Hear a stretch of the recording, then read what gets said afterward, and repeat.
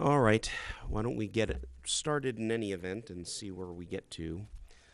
Good evening. It is Wednesday, May 20th, 2015. It is the monthly meeting of the Urbana I.D.O.T Traffic Stop Data Task Force. Can I have a roll call, please? Patricia Avery, Andrew Charles, Shinjini Chattopadhyay, Nicole Anderson Cobb, Alejandra Coronel, Eric Jacobson, Here. Will Kiles, Peter Resnick, Here. Chandra Somerville, and Paul Testa. Here. We are still one short of a quorum. I'm told that two other folks mentioned that they were going to show, but maybe they're just delayed. Why don't we go on? We've got two issues tonight. One doesn't make a difference.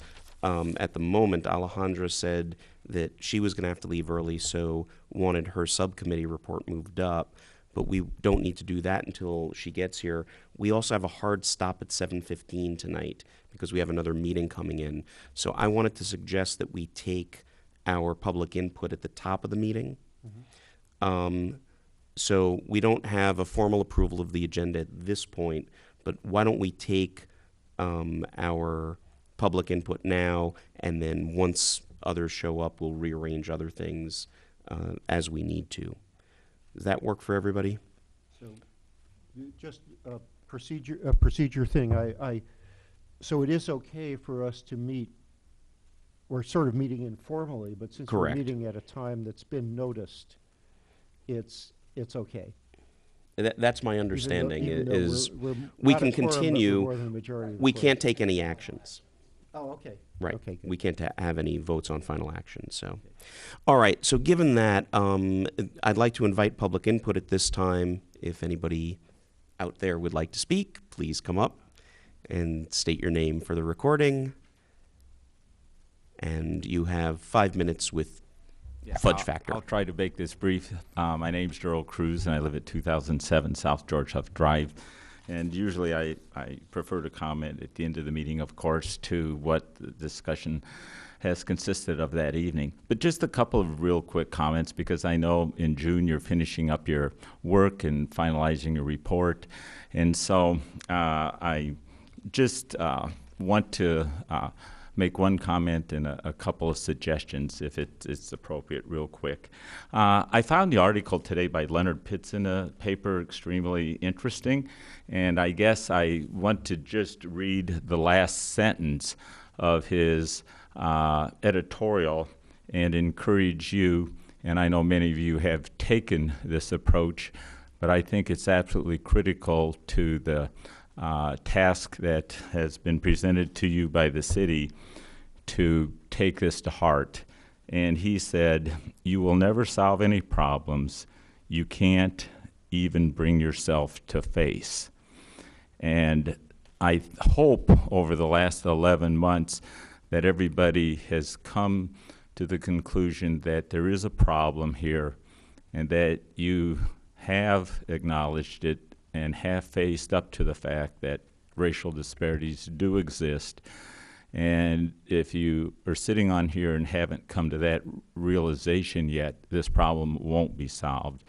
And those of you that have come to that conclusion, I appreciate your work and what you've done over the last months. And in that context, I would like to suggest that in addition to the report that you put together, you're going to have various components, but also part of that report I also understand is to be recommendations, and I have no idea where you're going with that or what you might be suggesting, but I assume there will be some in the report come June for you to consider. But I would like for you to consider in some form or fashion at least the 3 recommendations in pulled over, and I very quickly just like to highlight those. And they are simple and they're straightforward to the issue. The first recommendation they suggest is police leaders should promote professional norms of not stopping drivers or pedestrians except when justified by clear evidence of criminal behavior. The second recommendation they make is that to enforce this requirement, police departments should adopt internal guidelines and systems of oversight governing the decision to make a stop and conduct investigatory intrusions that are modeled on how departments regulate use of force. And a final recommendation that is made, and the essential third step is to prohibit searches unless based upon probable cause to believe a crime has been committed when you do that. At least something along those veins, I think, should be included in your recommendations. Thank you. Thank you. Any questions for Daryl? Or thank you, sir. Okay. All right. Well, I think by way of relatively random ordering now, because Alejandra's not yet here, why don't we first check in with Paul on the statistics committee. I haven't made any motions on the editorial work I'm supposed to be doing on your report. Do you have anything additional this month to report? No, nothing current. So. All right. One thing that I mentioned to Paul and to Nicole before the meeting, as I get my editorial work underway, and I've always viewed that as sort of getting all four of the reports to meld together, do an introduction, do a conclusion, but and basic editorial work that I'm hoping to enlist staff to help with. I'm going to want to meet up with each of the chairs of the committees to talk through, and so we've got Paul's written work that I'll work through with him, and in the next few weeks, hopefully, with each of the rest of you, and I'll set up appointments with each of you. I apologize for my voice tonight, by the way. I'm getting over a cold from last week. So, all right. Moving on from that, why don't we move on to Eric's report, which I got a chance to read through. I don't know if anybody else did. It was sent out earlier today. It's up on the website. Eric, do you want to give us an introduction, and then maybe we can discuss a bit? Yeah, first let me apologize for just doing this at, finishing it up at the very last minute. And in fact, let me, I'm going to call it up on my computer just to make sure that I don't overlook any of the main points. It's similar to what I sent out. It's an update, really, of what I sent out last month. So the one of the updates is that it includes the Supreme Court decision and mention of the Supreme Court decision and what it is from April 21st. That updates the court's words on traffic stop policy. So there's an earlier decision that was over 20 years ago, or not over, almost 20 years ago, that said that investigatory stops were constitutionally protected, and that was a very robust decision. That was a unanimous decision, so it's not likely to soon be overturned, but it was somewhat modified in April, so the police are not allowed to extend the duration of a stop beyond what is necessary to process the stop as if it were a pure traffic stop. So you can't hold somebody there to do further investigation. That was a more divided opinion. I think that was a 6-3 decision, but it's still, clear majority. But so anyway, these are the constitutional parameters that we're engaged with. The major points in my study, and I suggested a couple of conclusions that we ought to discuss, and I included this time around some of the references that I used are available as to anybody on the web, and so I just put URLs in for those. Some of them were in scholarly journals that I had to access by, being a University of Illinois person, and so I did include copies of those. I think that distributing those in this way is within fair use. I'm allowed to copy those and distribute those for, as I understand the law, copyright law, for in the course of for public service, for limited, and public service is one of the three things that, as a university person, I'm supposed to do. So I think that's fine for me to have sent those to you. So I wanted to give you as complete a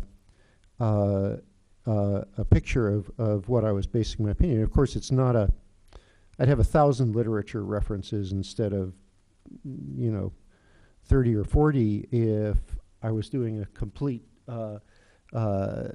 scholarly take on this. So the references are what I thought were really exemplary. But the major takeaway lessons that I took were, and the numbers are really pretty clear, and I tried to give what I thought was the most definitive piece on that, is that hotspot policing does reduce crime. So if there's it really seems as though we'd be compromising the public safety if we told the police you can't do extra patrols in neighborhoods where there's high crime or more calls for service. So I know that Paul has done geocode analysis of, and I need to look at that more closely, but to see if that is kind of how well the traffic stops correlate. My quick look was that the traffic stops correlate pretty well with call for service if you break it down to geocode, although they don't correlate so well if you do it on beat, but those statistics are not so good because the beats are larger. I think it's a big step in the right direction if stops have to be coded as to whether there's an investigatory component and what the context of that is. Interestingly, I could not find evidence, the best statistical evidence on, and this is sort of surprising because, I'm a liberal. The best statistical evidence was that community policing didn't reduce crime rates, but it did improve community police relationships. And so, probably has a lot of merit from that point of view. And that should probably be looked at. There may be some studies that I wasn't able to find, but I'll just put that out there as a marker of something that surprised me when I looked at the research. I did put in a little side note on war on drugs because it's really intertwined with this issue, because a lot of investigatory stops are related to drug searches, and there's a lot of reason to believe that the that the drug laws, the drug enforcement is effectively biased in the in ways that are detrimental to the African American community. And one thing that I wasn't able to copy for you, but that I read from cover to cover, was Carl Hart's book, High Cost. And maybe just for the video, I'll put in I'll just put in the record that book because it made an enormous difference in my thinking. So Hart is a unique person. He's a professor at Columbia University, but he grew up in a very high crime area of Miami, and he was a criminal. He dealt drugs. He he ascribes the fact that he was able to, come out of everything okay. He felt it was very important that he had never gotten caught. He felt that had he gotten into the criminal justice system, had he been apprehended, had he gotten into that pipeline, that he probably would never have gotten out. And he talks about going back to the neighborhood to see youngsters who he thought were just as smart, who were just as well motivated, or not different, who were motivated the same way he was. But they got caught and they really got destroyed by actually getting into the criminal justice system.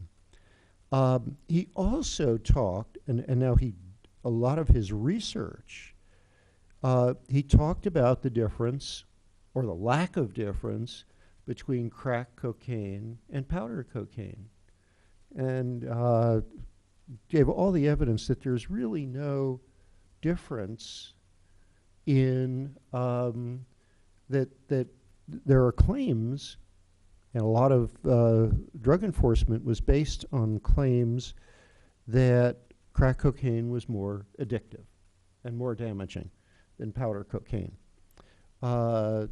Scientific evidence that he examined and then actually played a role in researching doesn't stand up. So he felt that distinction was just completely based on the different communities in which the two types of cocaine were used, and he makes a very compelling case for that.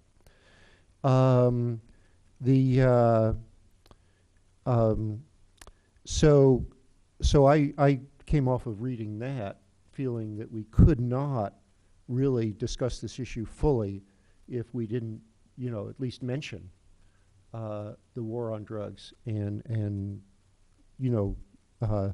talk about the need for some kind of reform, because a lot of the discrepancies nationwide, I don't know to what extent this is the case in Urbana, and I'd love to know that, but to what extent when there are to what extent the disparity in traffic stops that in effect becomes a racial disparity, to what extent that is related to drug enforcement, and what is the effect on that relative to the effect of the actual usage of drugs.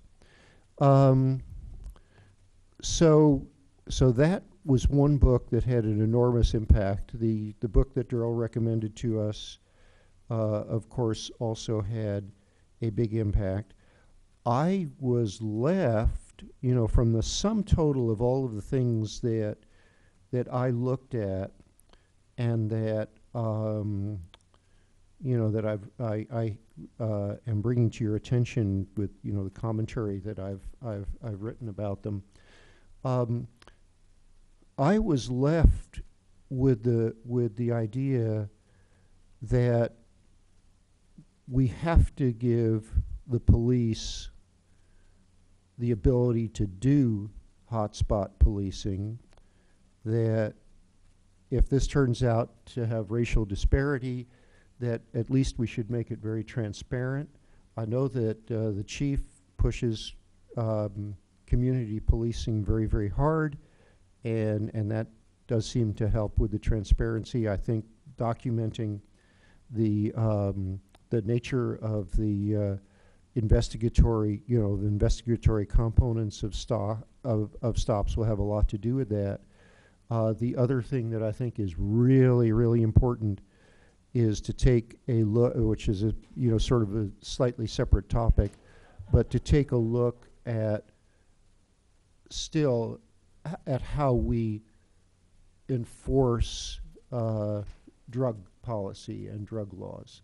and how much of these disparities, that's been not, the focus, but I think there's a big question as to how we enforce those, and to what extent that has, that gives rise to racial disparities and iniquitous, or I don't know if that's, I guess, whatever, bad racial disparities. Thanks. Any questions or comments for Eric? Nicole, please. This is a question for Eric, but I also may need to invite Paul into this question, because I've been sitting here going over your March report, and I've been trying to remember if we've had this data before, but it seems to me that you gave us some data on the length of time of stops as organized by race. Is that something that you've looked at in terms of looking at the nature of a stop, and then, nature of a stop, the length of a stop, and race?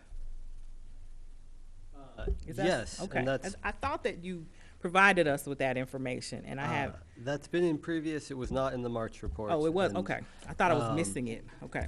Although or it may be some. I don't see it in the table of contents, but yeah, there are.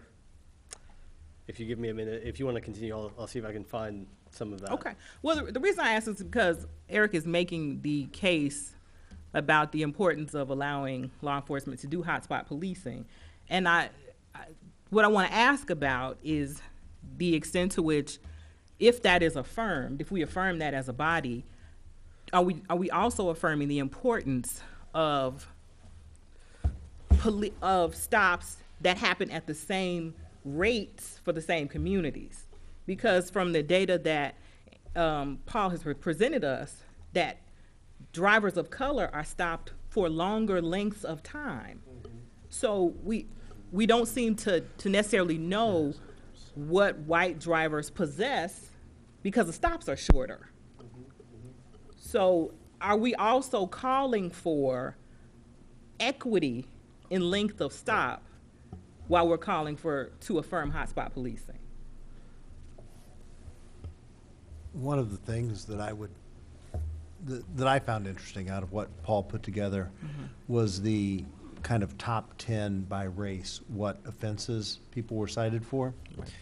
And one of the things that when you look at length of stop, probably much more important than race on length of stop is a couple of factors. One is, do you have a photo identification present? Because if you don't, that lengthens the length of the stop. Because instead of punching this into the computer by a number, I'm having to punch it in by name and date of birth, and then trying to confirm that that is in fact the person I have. So comparing things like physical features and things like that to try and compare, make sure I have the correct person. And the secondary issue on length of stop is, do you have a valid driver's license? And as we saw, very large with the Hispanic community, but 2 out of the top, I think, 4 offenses in the African American community, one was no valid driver's license and one was suspended driver's license, and those things greatly lengthen the time of the stop because you're now waiting for somebody to get there with a valid license to drive the car away and things like that. So those are things, the license status and the presence of a physical license are 2 of the things that dramatically affect the length of the stop. Thank you. And actually, that leads me to a question. If you have length of stop data, does it split out, or can it split out ticketed versus non-ticketed stops? Because if there is no ticket and the stops are still longer, that's something that can be addressed. If there's a ticket where it's for, lack of a license or something like that, maybe that's less addressable as a proposal. It's certainly, and I like the notion overall that we want to, in some way, make a recommendation along those lines, that that the equity is not just in sheer number. But one of the questions that I'm sure we're going to be presented with is, okay, what are you asking for? So I'm not sure what data we know. So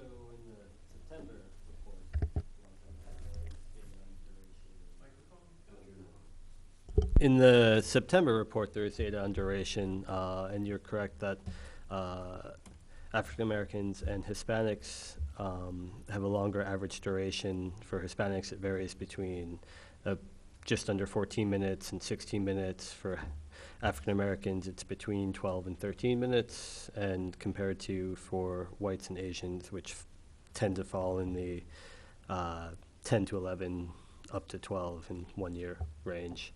And then we can certainly break that out by type of stop, whether license and registration stops tend to take longer, and there is evidence that, in particular, Hispanics tend to be stopped more for these type of stops, and so that could be one thing I can look at. Were you issued a citation versus just a written warning as another aspect, and I think that in some ways gives us another way of drilling down what goes on during these stops, which is, I think, ultimately what we care about. And I think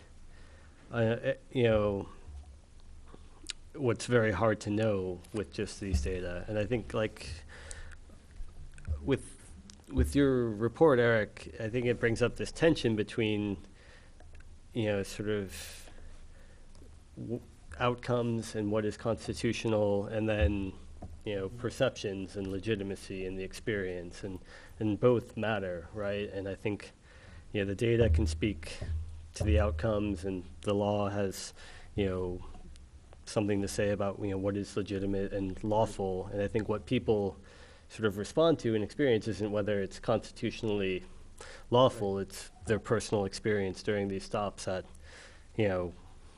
a I.D.O.T. data can only speak partially to.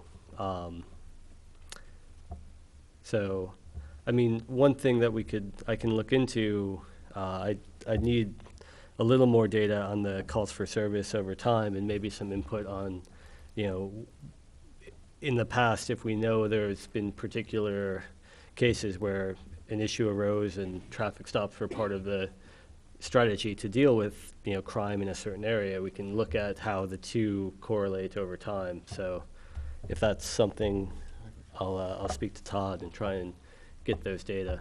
So, oh, sorry, one last thing, I guess, too, is that it is, I think you're right that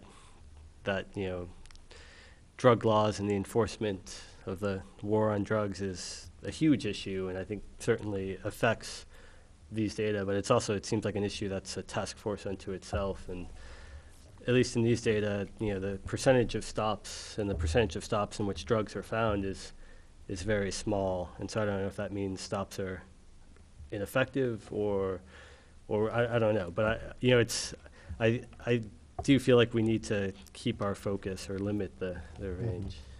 So I guess my question along those lines, and I want to get back to Nicole's suggestion, but as far as recommendations go, I think I tend to agree with Eric that having some mention of it is clearly important, and you've got a few paragraphs here.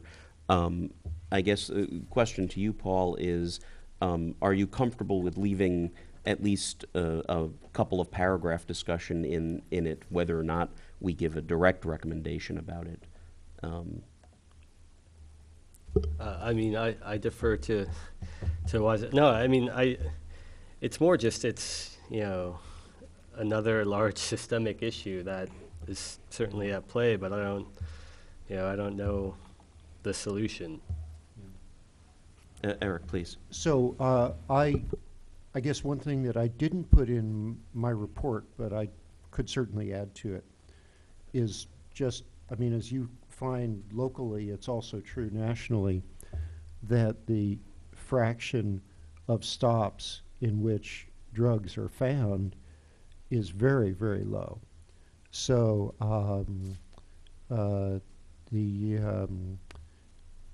so I think several people have written, and I think they've written compellingly so, that traffic stops have been used to as a tool in the war on drugs, but also the statistics suggest that they're not an effective tool.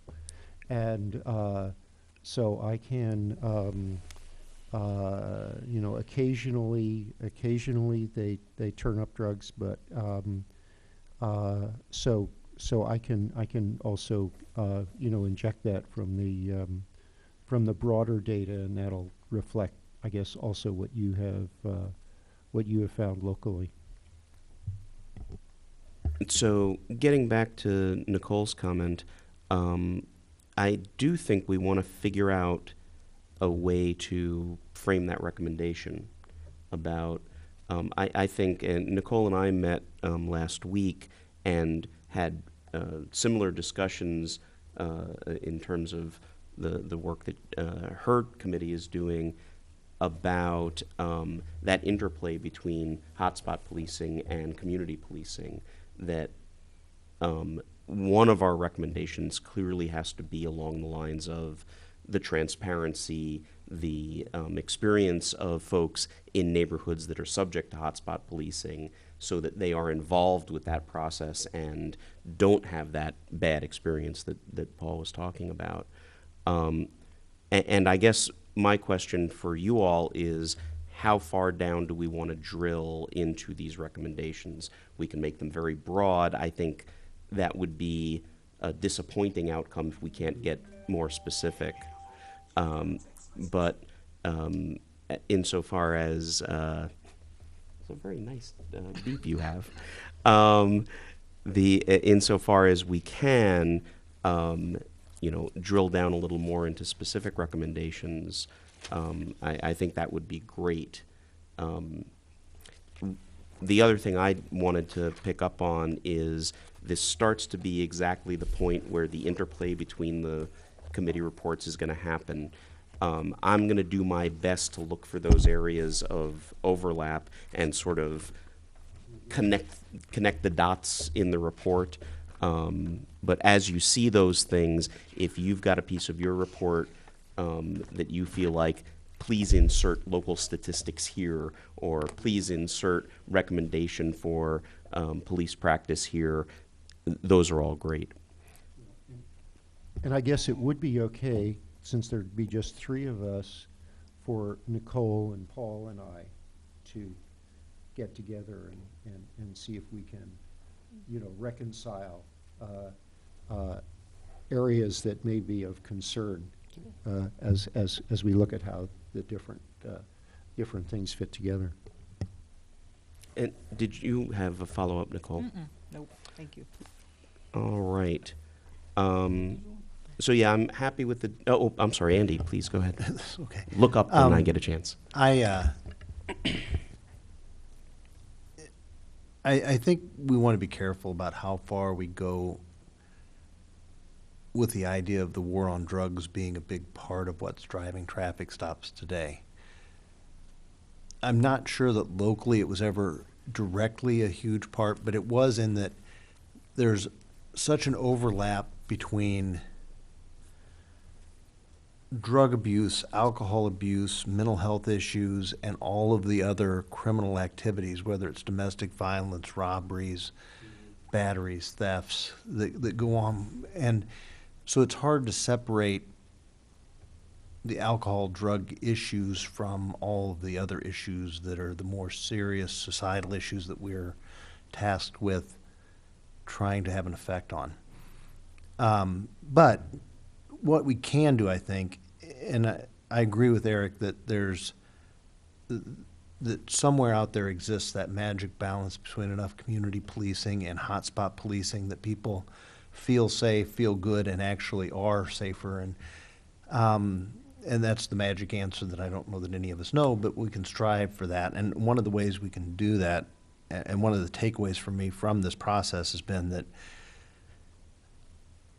we shouldn't just, as a police department, hotspot police, but we should actually put something in place so we more effectively review what our results are. And it's not always easy to do, but I think we've always excelled at recognizing the problems, planning a response, implementing a response, and then kind of fallen down on reviewing what was the real effect of this. Not just did we arrest people, but did we start to have an impact on the problem, and what was the community impact beyond that? So I think that's maybe more for me a point of emphasis than focusing on is drug enforcement driving this stuff, but instead looking at when we do the hot spot or the investigatory type stops, because I think generally we've come to some consensus that that's some of what drives the disparities. But when we do that, are we actively reviewing what we do to see that we're accomplishing the goals we're setting out to accomplish? So there's maybe a progression from where we are now, where we're coding our traffic stops. Is this a traffic-related stop? Is it an investigatory stop? Or is it a community caretaking stop? To ultimately taking that a step further and somehow explaining what investigatory purpose it was serving, and then we can then start to examine that and see, are we having success in that arena? But that may be, that's another step beyond where we're at now. And the one comment I would make on you talked about community policing, and I think while Chief Conley does emphasize that, it's something that's become harder with time, because as a community there are fewer places where people informally gather, and that was kind of the heart and soul of community policing, was finding those informal gatherings of people and introducing yourself to those gatherings. And now things tend to be more formal gatherings and fewer of those street corner gatherings where we can introduce ourselves and get to know people, and it's more of a having to go to events to try, and then that becomes a different type of interaction. Can I just tack on that? Paul, And that, please. I think, everything you raised, I think, makes sense to me, and I would just say that it's also about then communicating that to the public and to the people, both, this is what we're doing in general, and then in the specific instance, this is why we're doing this. It's, because I think that is where maybe the disconnect between hotspot policing and community policing can be bridged, or something that, I think it's the idea that I'm being pulled over not because of traffic safety or because of some goal. It's because I'm being pulled over because of my race that is particularly, troublesome. And, I don't think I think it's trying to communicate no, there's a reason why officers are here or why we're doing this, and having some sense of that my concerns as a citizen are understood and can be relayed back. I mean, that to me seems like, I don't know, a goal or a recommendation or something. Eric and then Andy. So, Todd, you've been working with the Civilian Police Review Board. Would it be feasible for that board to expand its mission to include being a recipient of deliberations such as Andy has talked about the effects of various strategies or emphases or priorities that the police and Andy, do you think that would be helpful for the Citizen Police Review Board to look at those things, or do you think that review should be entirely internal? Probably at the beginning it should be entirely internal, but is there a so you are satisfied with how the process is working, but do you think that ultimately it would be beneficial to just in the interests of transparency to the community to make that be part of what there's a window into from Citizens Police Review Board? I don't know if Citizens Police Review Board is the vehicle for it, but I do think that something to better communicate police activities to the community and the rationale for those activities to the community would definitely help. The problem that I see in communication often is that the police and the citizens go into the interaction with preconceived notions of how it's going to go, and or preconceived notions about where the other person's coming from, and communications don't have a chance from the beginning. If we can get to the point with the police and the citizenry where we go into interactions with an open mind, then we'll be miles and miles ahead and have a chance to succeed. We're not there right now on either side, I don't think. And so it would serve the police well to have some form of communication with the public where you were putting out there what we're doing and our rationale why, because when you have to explain it to somebody else, it always takes a little more thought, and there are those things that, as Darrell said, if you're uncomfortable with trying to explain it, then maybe you ought to change what you're doing. I mean, so I think that that's better, and then if we can get it out there, I think that we'll find more avenues of communication opening up, because I do think that most of what we do, there's very good rationale for what we do. If I could just jump on that for just a moment, is that, so you would be comfortable perhaps with that being a recommendation from this task force, that way that it's really important for the police to find find some means to communicate with the broad community, with everybody, well,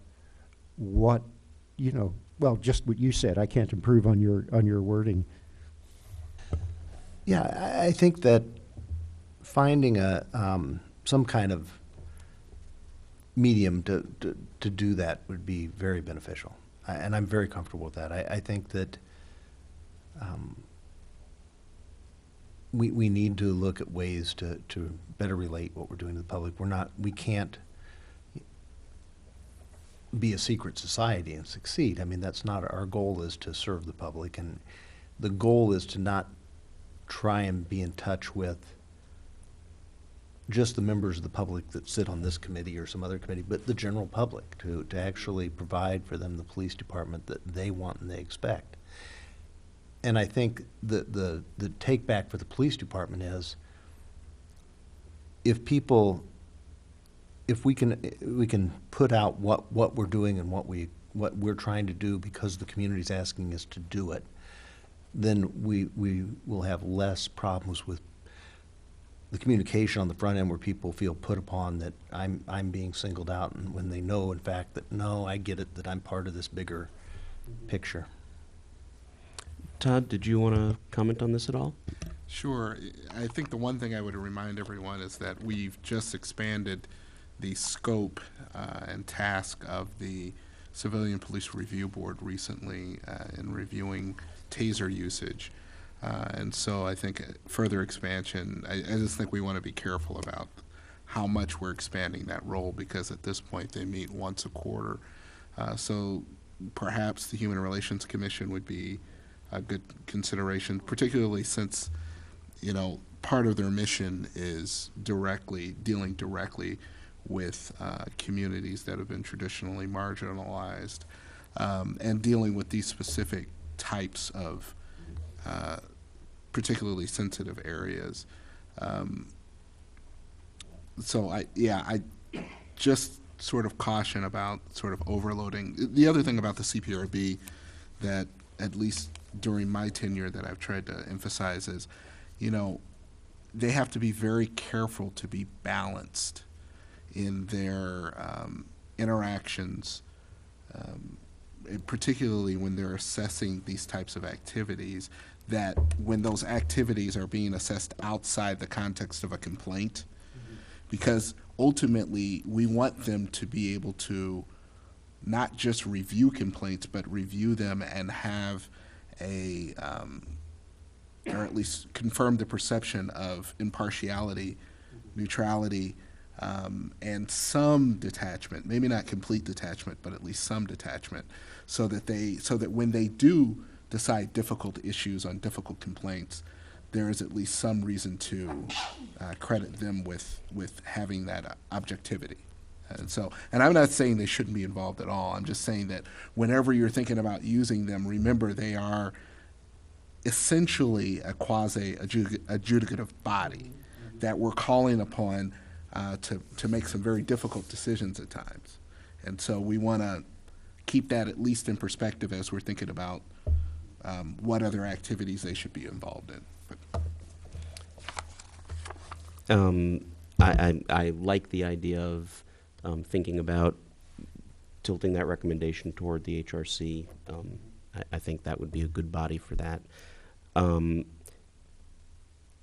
I think this probably goes to your report in the police procedure, community interactions kinds of issues.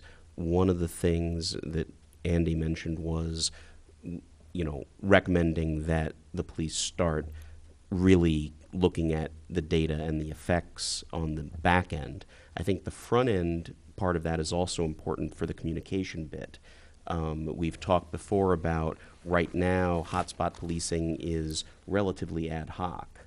It's not a formal program where chain of command says, okay, this is where you're going to go do hotspot policing tonight. You need to collect data. You need to do these sorts of things. It's done reasonably, I would expect, on a sense of, okay, we've had issues in this neighborhood the past few days, but doing it in a more, if not formal, at least ordered way might also contribute to that communication of here's what we're doing, here's the kinds of plans we've got.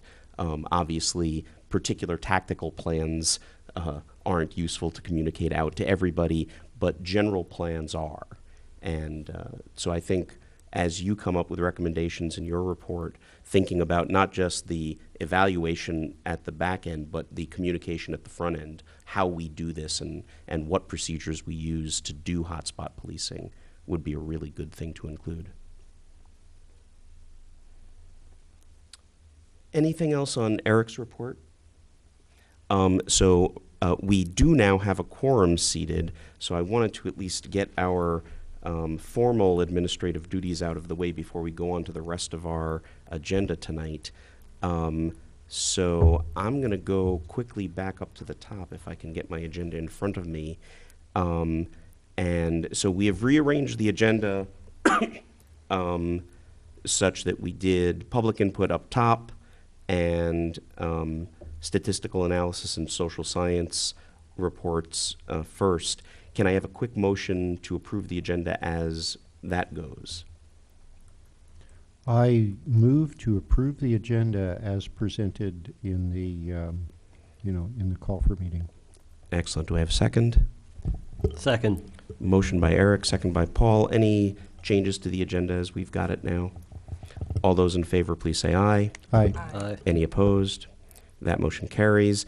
And we've got 3 sets of minutes to approve. We've got the February 18th, the March 18th, and the April 15th minutes. Do I have a motion for approval of those minutes? I move to approve those minutes. Second. Okay. All right, so I have a motion by Paul, a second by Chandra. Any discussion of the minutes, any corrections? They looked reasonably good to me. All right, all those in favor, please say aye. Aye. Any opposed? And that motion carries. Good. Glad to have that out of the way. So now, why don't we go on to police procedure, public engagement. Nicole, do you want to start us off where we're at and the direction we're going? Yes. I just had this up. Excuse me. Good evening, everyone. It's good to be back. Good to see everyone.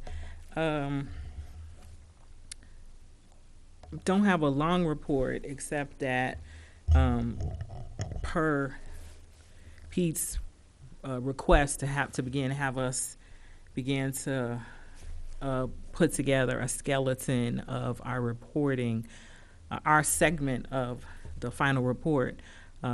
As Pete mentioned, we met last week just to talk about exactly what the expectations are, what you wanted from each committee, and it provided a good opportunity to think about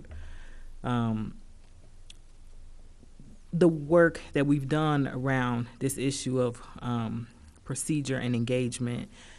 And so, I mean, what I could do is just share briefly the kind of outline that we're thinking about in terms of what we plan to submit as a final report.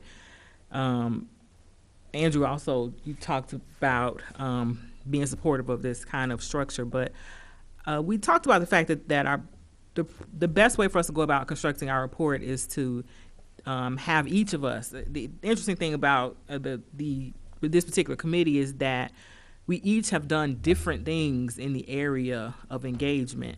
And in some ways, as a committee person, I felt initially kind of, a little bit remiss in terms of us not having done everything together.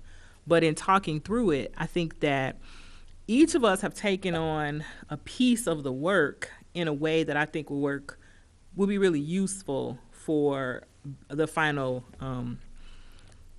our final report. And I talked about it in what I shared with the committee in terms of having us think about the fact that around the issue of engagement, we have met initially with Chief Conley, which was a really productive meeting.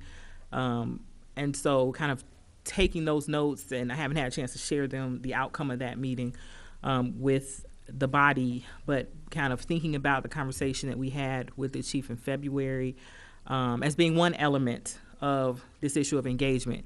The other thing that has happened with this committee is that Andrew has put together this new form, which goes quite far in terms of having us think about how to get better documentation and record keeping. So that is one area where engagement has occurred and that we can look at and talk about process and outcomes.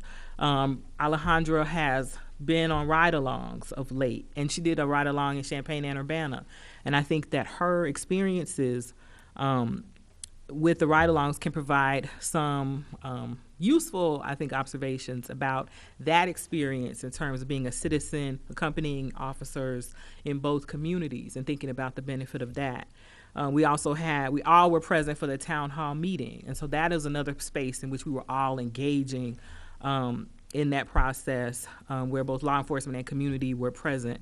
And I had an opportunity to attend the Champaign. Champaign has been doing this 5-part series of meetings. And I had an opportunity to attend the 4th meeting, which was last week, and I found it to be profoundly useful in terms of thinking about what's happening in our sister community around this issue of engagement. And what does it have to teach us?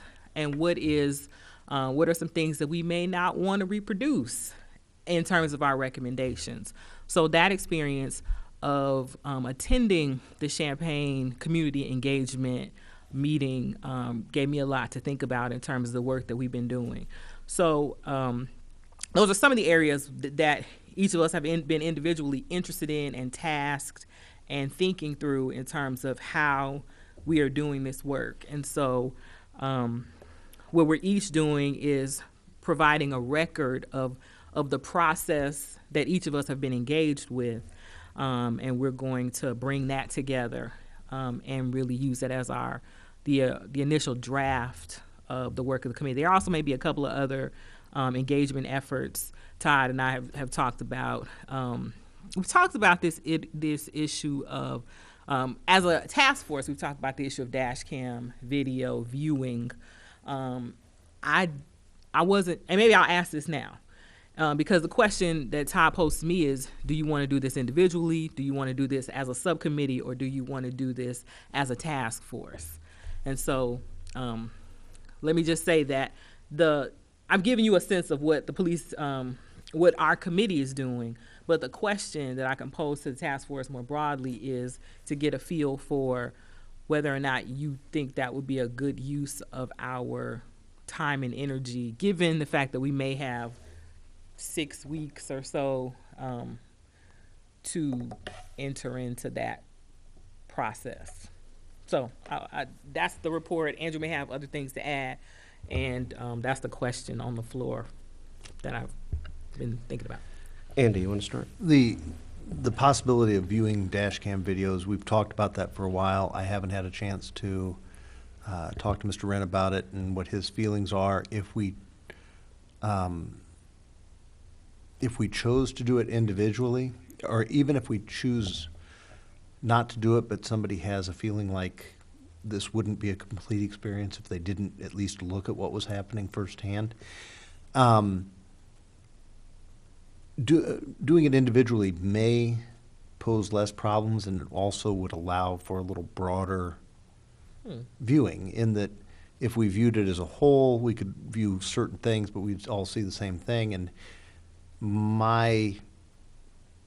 we can certainly, I could certainly pick and choose and show you what I wanted to show you, but I think it would maybe be more appropriate if you had there was a certain element of randomness to it, so you could see truly what a cross-section of it would be. And I know that within my schedule, I could accommodate some people or anybody that wanted to come in and view a certain number, as long as Mr. Rent felt like, from a FOIA standpoint, that was an acceptable thing.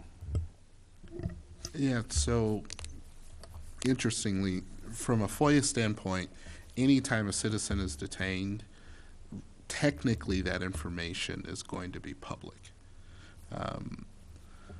In terms of these particular videos, obviously, just because something is public doesn't mean that if I get stopped by the police, I want everyone in the public being able to see that over and over again as a matter of, as a direct result of that.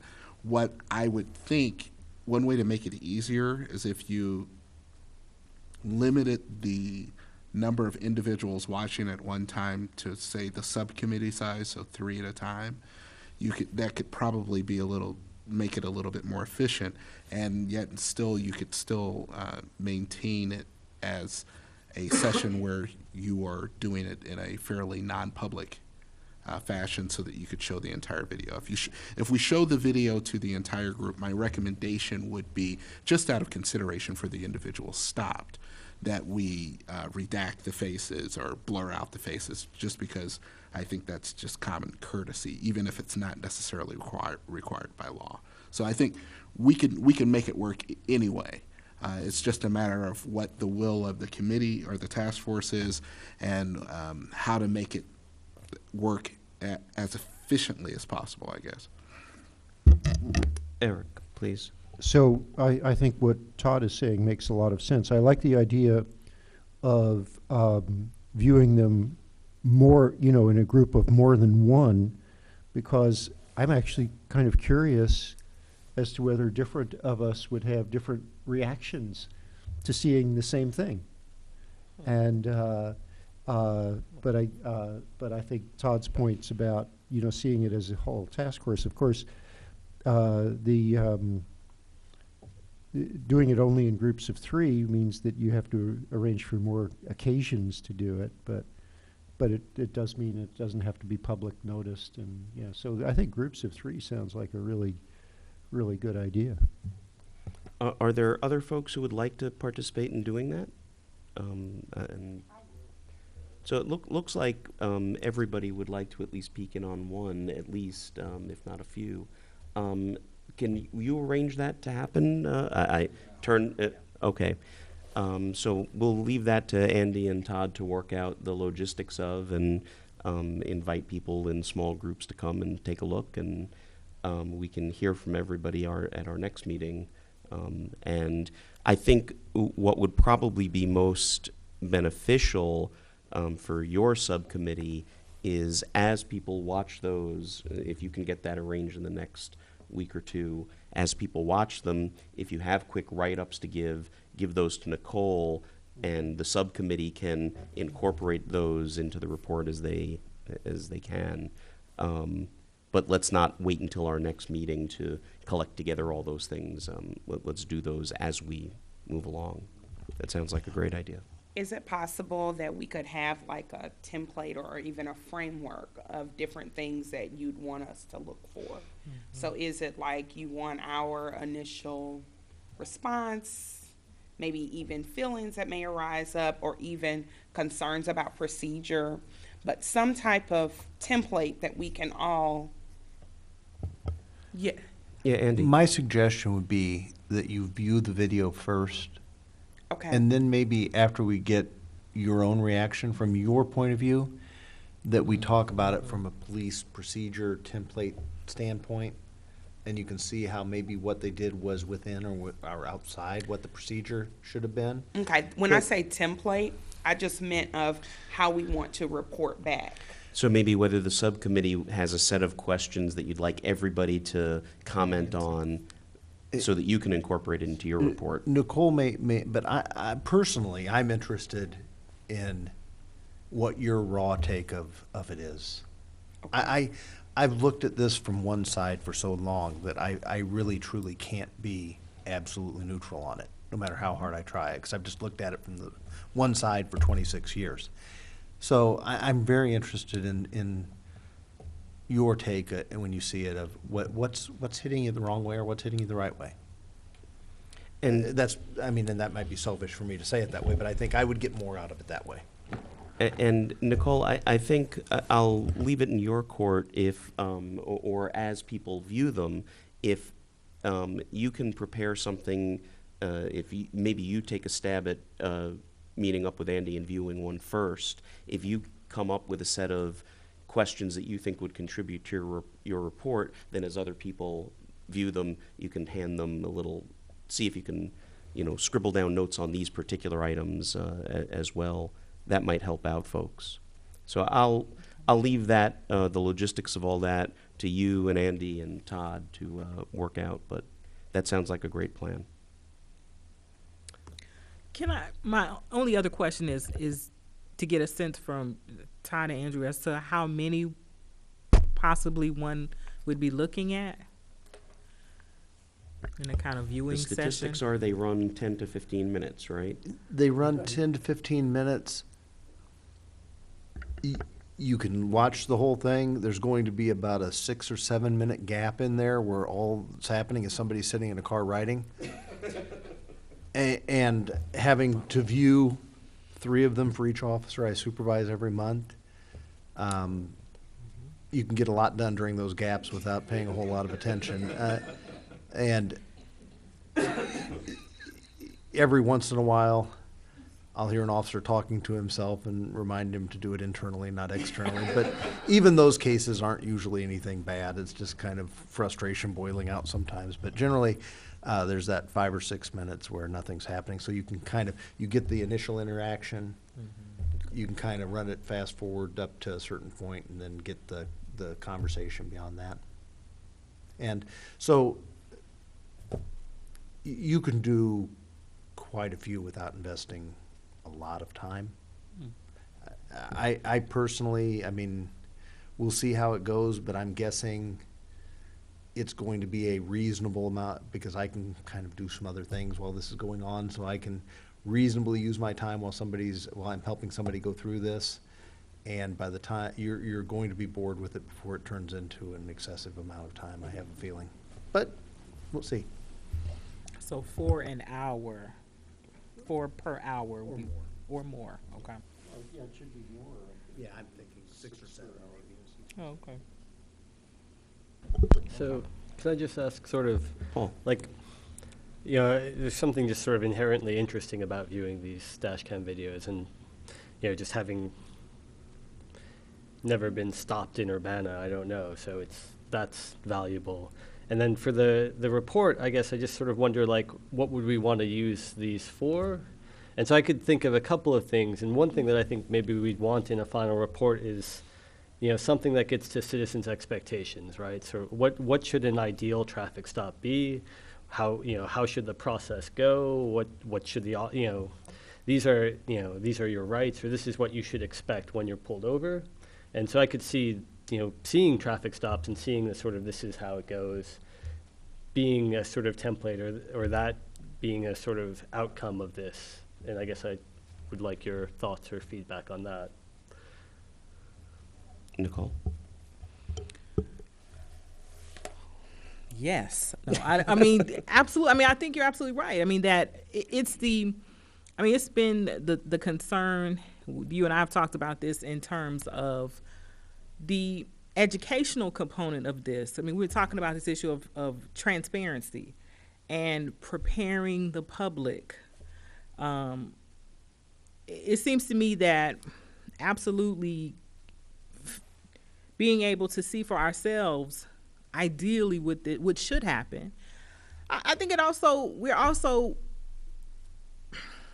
have to admit that the piece of the conversation we haven't had is about what we're going to choose and who's going to choose. Andrew has been willing to shepherd the process, but I think that, I mean, what I'm sitting here thinking about is I want to see the dash cam videos in the communities that are most heavily policed. And then I want to see some dash cam videos from communities that are least heavily policed to be able to compare process. So if we have an opportunity to put in our requests, our preferences, Paul, we've talked about this matter of where these videos may be most useful. So that's another area, is about being able to compare procedure in different communities. But I also think they absolutely have an opportunity, an educational piece for communities, because many folks don't know. And I mean, truly, Paul, the thing that's been going around in my head, I didn't have an opportunity to participate in March or April's conversation, but the reality is I read your report. I read your March report, and I went back and looked at the videos from the last two meetings. And based on reading the report, correct me if I'm wrong, but what your report, what the executive summary at the beginning tells us, is that if you are African American or Latino, if you are a younger driver, and if you happen to drive an older make of car, at this dispensation of time, you should be prepared to have some kind of encounter with law enforcement. That's what your data tells us. That's what maybe I'm reading it incorrectly, but it seems to me that is what I read in those opening pages of your report. So if that's what we know based on the data that we've looked at, how are we going to, it seems to me that this is what we know based on 9 years of data, 2004, 2013. Then also looking at the videos is another opportunity to have the community come to terms with what these stops look like, and provide an opportunity for us to weigh in on what they're supposed to look like and what's supposed to happen, and how that can best serve the communities that we're doing this work for. So to ask the specific question, Andy and Todd, I mean, can you pull traffic stops based on address or the ticking of that hotspot Yes. box? Yes, we can. There's a number of different ways that we can search for the different traffic stops. We can search the dispatch data for specific locations and then pull traffic stops from those locations, specific times of day. And while I think the key is to get a cross section. And I think that's what you're saying, is that you want to see a good solid cross section of the community and see how the stops differ and how they're the same. And yes, I think we can get into that. I think we can. My personal preference is to wait until people get there to try and then we can work through what you want to see and try and find that, so that there's no. I don't want people to feel like I've cherry-picked the particular stops to show you. I want you to feel like you have input into which ones you see, so that you understand that you're getting a representative cross-section. But I think we can work around and get different things to find you day, night, different parts of town. Good. That sounds like we've got a good direction. Any other questions? Todd? So I apologize, but I guess I'll add another complication. So in terms of selecting the videos, maybe I should just ask, is it better that each group select their own videos when they come, or would it be better for maybe Nicole and the subcommittee to select a subset of videos in order to create a control? So that as you're seeing the various responses to the videos, they're responding to the same content. I mean, there are benefits to both. I mean, in one, with the first, you actually get to see the entire task force aggregately gets to see more videos. You get to see a larger cross-section. However, you lose the ability to have that sort of comparison between reactions, whereas with the latter, you can compare between reactions, but obviously the subsection is smaller.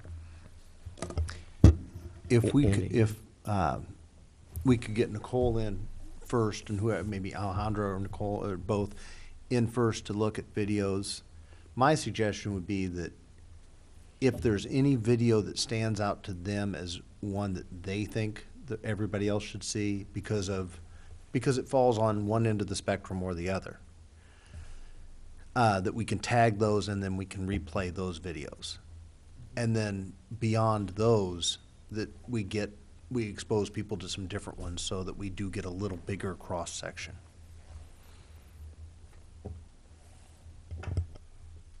I see assorted nods up and down. Anything else we want to? Todd, you see, my sense is that you have a perspective on this. Actually, no. As you grin I'm wryly. pretty agnostic on both. Oh, are you? I think they both have their advantages and disadvantages. I just like to complicate issues. That's why they pay you the big bucks. You know, we'll sort it out. Okay, I'll let, I think Nicole, Andy, Todd, and if Alejandro also wants to contribute to the logistical, how you work that out. And then I'll expect, Todd, you'll send out invitations to assorted ones of us to when can you show up and see some videos, and make that offer to all of the folks on the task force, and we can do that in groups as it's possible. Chandra? I just have a quick question. How are they, so are they done by age? Are they just done by date? How are they categorized? We can search them a number of different ways. We can Okay. search them by date they occurred. We can search them by officer number. We can search them, we can search two different databases. We can search the database of traffic stops in the dispatch tickets, and we can search the database of videos. And there's a number of different ways that we can search both. So the one thing that we really can't search for, and if you want me to further complicate it, I'll do that, and that's we can't search by the ends of the spectrum of the human element. And that's, you know, like I said, communications sometimes get off on the wrong foot between the police and the public. And sometimes that's off on the wrong foot because the police officer's having a bad day. Sometimes it's off on the wrong foot because the person being stop's having a bad day, or one or the other has some preconceived notion about how that things are going to go. And simply searching locations or times a day is no guarantee we're going to see one of those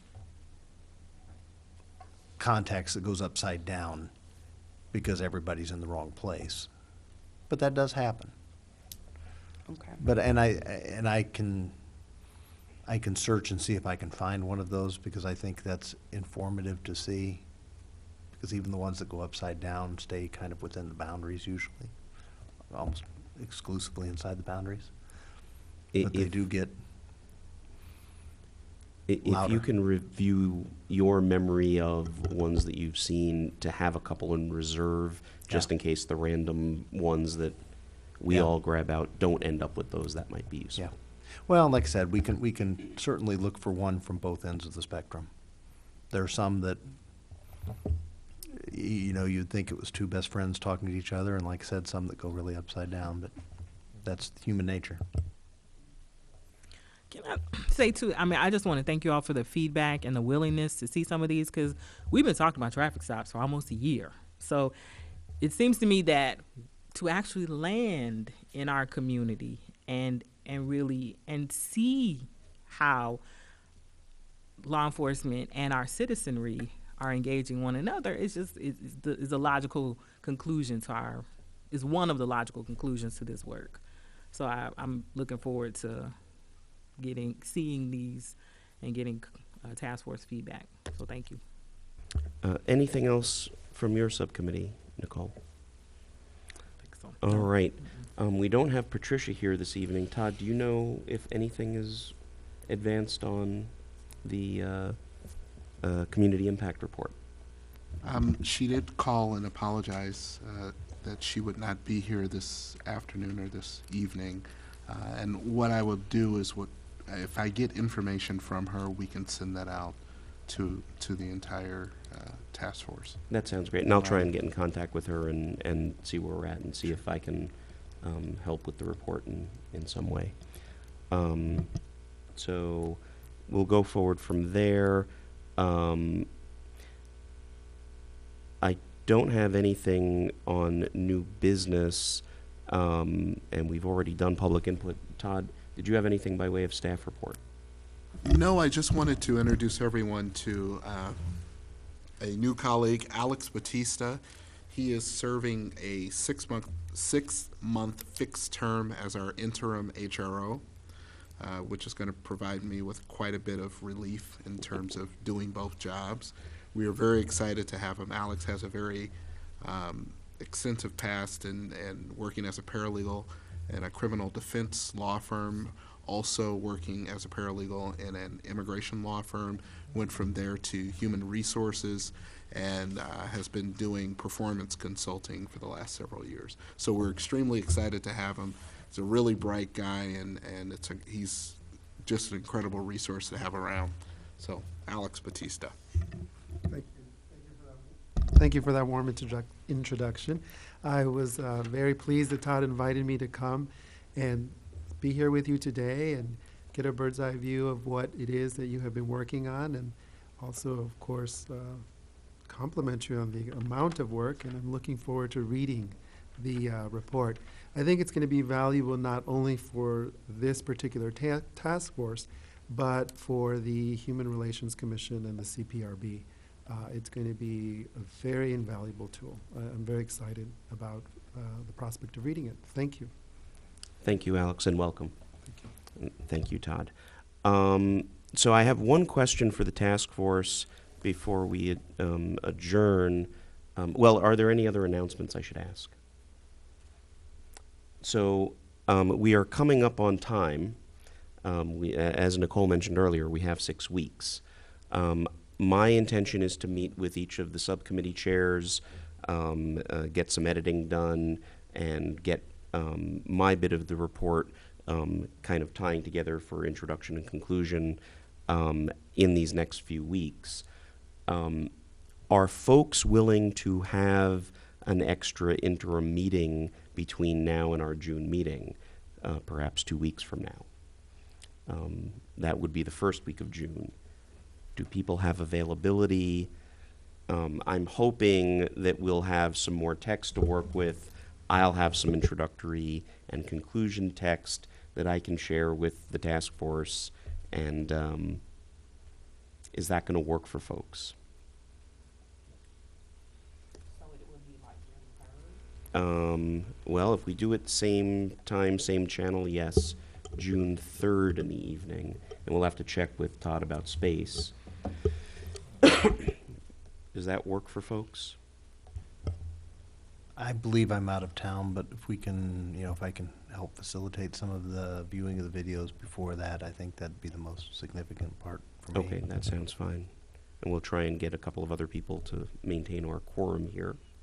Does that mean you're going to expect, is that your very subtle hint as far as expecting a first draft of something? Expect is too strong a term.